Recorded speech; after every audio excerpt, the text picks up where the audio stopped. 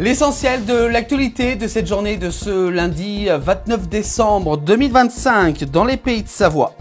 On commence l'actualité avec en Savoie un skieur se tue en hors-piste. Cette fois-ci, ça s'est déroulé du côté de Méribel en Savoie. Le skieur était dans le secteur du Mont Vallon quand il a heurté un rocher en faisant du ski durant donc cette journée de ce lundi 29 décembre 2025. Donc il se tue sur le coup donc du côté de la station de Méribel. Donc c'est déjà la troisième accident dans les stations des pays de Savoie. On continue l'actualité avec le vacancier belge porté disparu. On en parlait vendredi du côté de la Savoie dans la station de Val Thorens. A été retrouvé mort par la gendarmerie qui a été sur place, qui ont fait de nombreuses recherches durant ce week-end. Ce vacancier belge donc totalement porté disparu avait la gendarmerie avait émis justement donc un signalement et donc il a été retrouvé par les secours durant ce week-end. On continue l'actualité avec la une de l'actualité nationale et même internationale. Brigitte Bardot, une figure du monde français, s'est éteinte durant ce week-end à l'âge de 91 ans.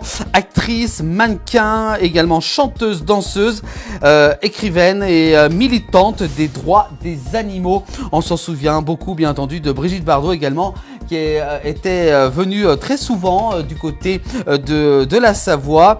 Et donc on se souvient bien entendu d'une personnalité. Ses obsèques auront lieu le 7 janvier 2026 prochain. Fait annoncer donc sa fondation il y a tout juste une heure de cela. On continue l'actualité des pays de Savoie avec cette fois-ci en Savoie un jeune skieur décède après une chute sur le domaine cette fois-ci des Carélis. Ça s'est déroulé durant ce week-end du côté de la Savoie. Ce skieur donc de 24 ans a fait une chute assez importante sur le domaine donc des Carélis. On continue l'actualité des pays de Savoie avec en Haute-Savoie 486 bonbonnes de protoxyde d'azote saisies du côté du quartier des Teppes à Annecy.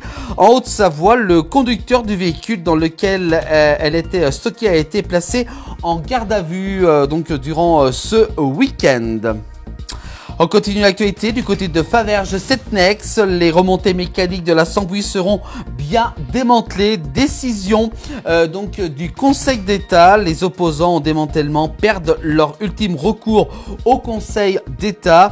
C'est donc un coup dur pour nos pays de Savoie. Cette station de ski de la Sambouille qui va donc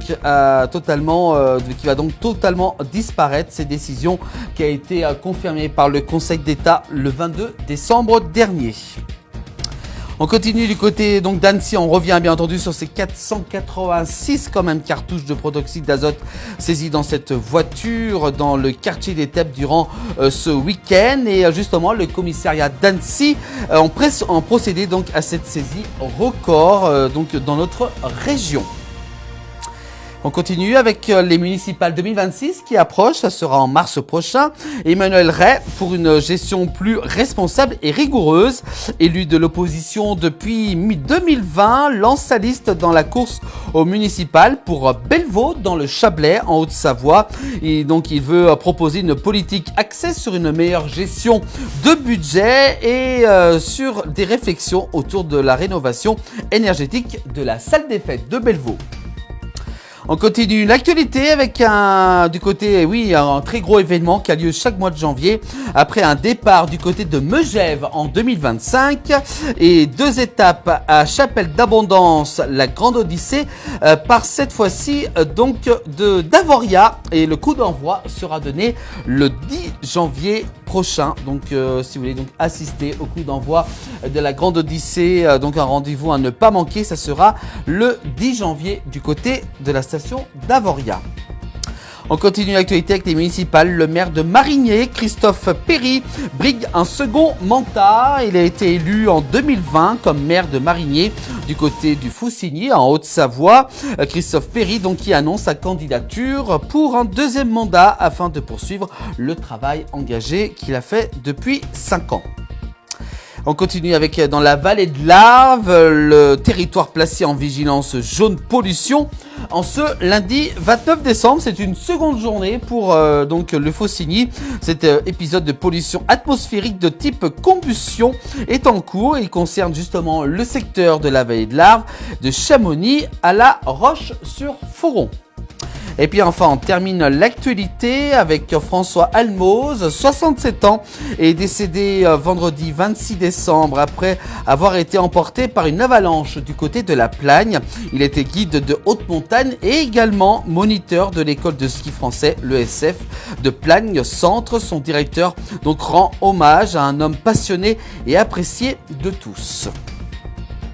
Voilà pour l'actualité de cette journée de ce lundi 29 décembre 2025. Toute l'actu, c'est tous les soirs dans le 19h et également aussi dès demain en replay sur l'ensemble des plateformes de la place du village.